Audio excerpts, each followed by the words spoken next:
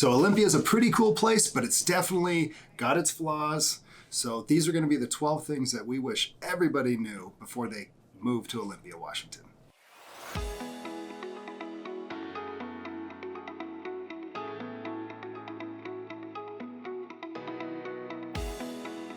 So if you're like me and you like to shop, definitely you're gonna have to travel a little bit. If you're living in Olympia and you like designer stuff, you have to either drive up to Tacoma, which is about a half an hour away, or Seattle, Bellevue. There are some other spots. You'll be shopping online if you move to Olympia, basically.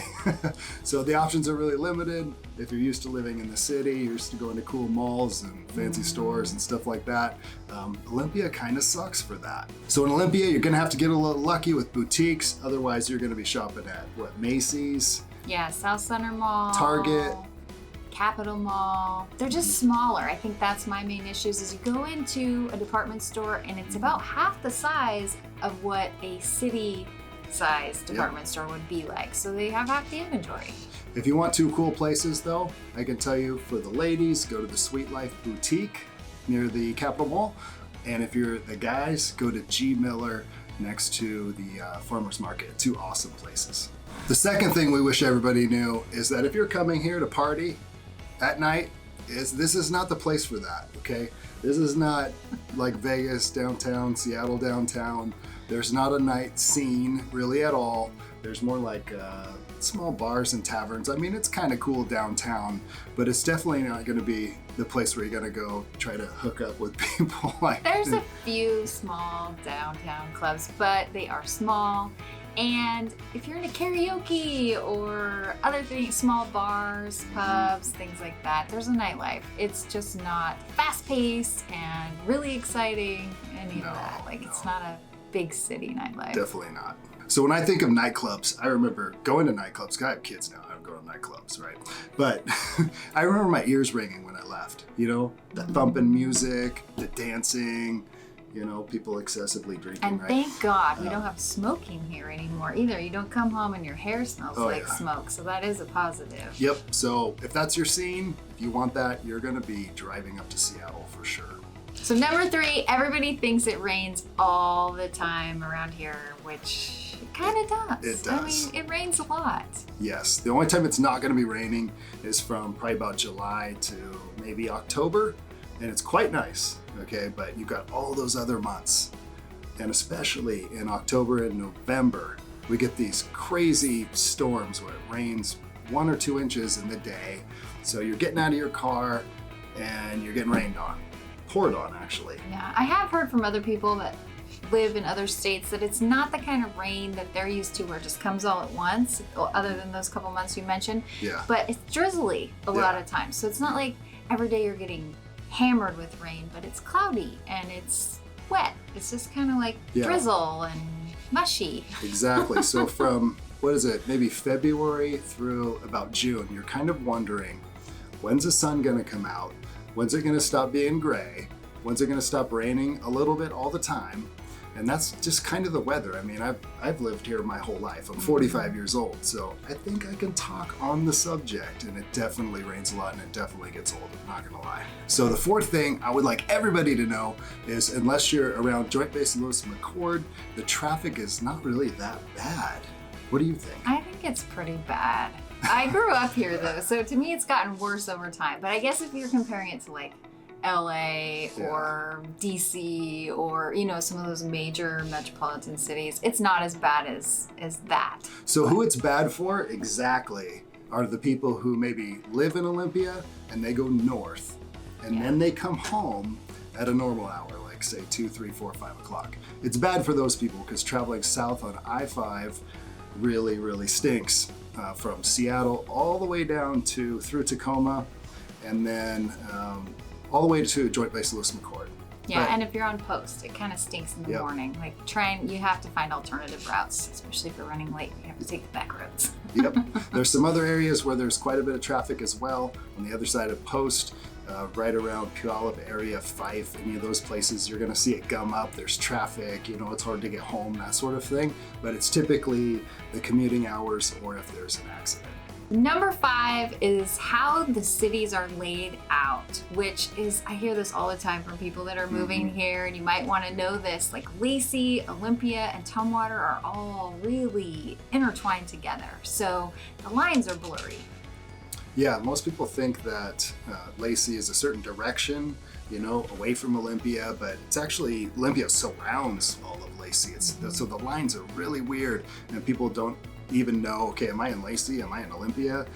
Half the time they're so confused. You can put Olympia or Lacey on your mail and it'll still come to your house. Exactly. It doesn't really matter. So number 6, we are seeing a growing homeless issue here, right in Olympia.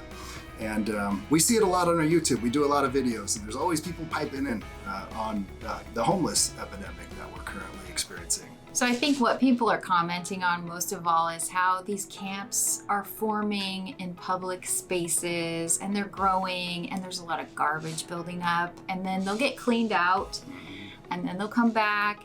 And so the city, the county, everybody's trying to figure out how best to handle the situation. So we're just in the middle of working through this problem. So what you'll see is, if you were to come to Olympia today, and you're gonna drive on the freeway, the areas next to the freeways, which is happening in a lot of places in America right now, you're going to see that accumulation of things, and you're going to see the people, at the on-ramp and everything like that.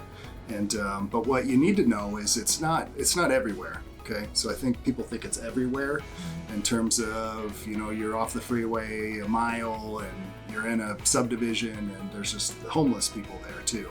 And it's not really what we're seeing right now. And it's we're in the winter of 2022, and that's the current situation. So we live next to a major military installation, Joint Base Lewis McChord, and a lot of people that move here aren't in the military, right? So they come here, and I guess they don't maybe expect to hear what the noise that can come along with that at times.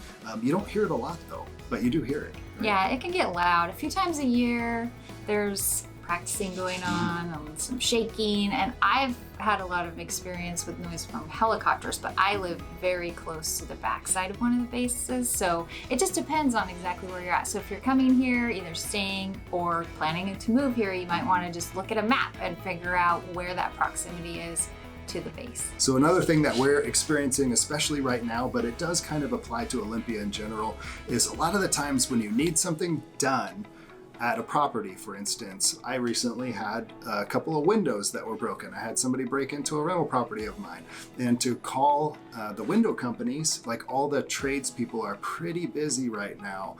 And so there's a little bit of a lack of services there. So we're talking contractors, vendors, things like that. Yeah, I find myself calling and trying to negotiate time and getting on waiting lists and just getting on several waiting lists depending on what it is. If you're looking for a landscaper or painter or whatever, just put me on your list, and then if you get a cancellation, swing me in there, and then I'll call everybody else, just because it is tough to get a hold of people right now that are available for services. So one thing that other people are always surprised about this area is we don't have any real food that is really kind of like iconic Olympia, Northwest. I mean, people think of salmon and stuff like that, but there's no, we're not, in the middle of Texas with great Mexican food or anything like that. The comments Barbecue, I always get is nothing. There's no good barbecue, or the food's really bland, or it's not spicy enough, or we don't know how to cook with spices. People that are used to eating food in the South, you come here and they all have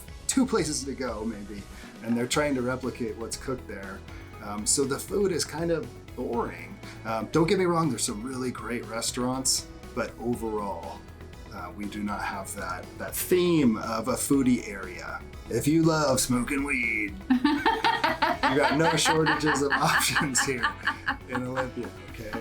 I'm not gonna lie, you got some shops to choose from.